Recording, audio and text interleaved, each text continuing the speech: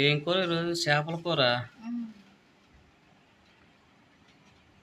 ఎక్కడి చేపలు ఎక్కడి?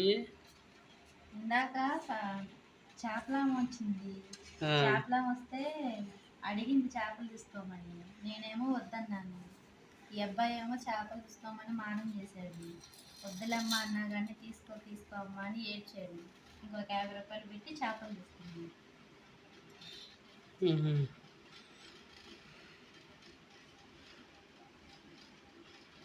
తిను. ఇది ఎన్నో చేపలు? ఇది ఇద్దరికి కలిపి 3 చేపలు వేసి,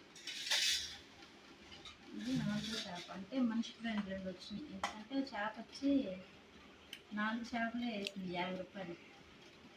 మొత్తానికి చేపలు కొనిపించావు అయితే. అప్పా లేదా డబ్బులు వచ్చావా?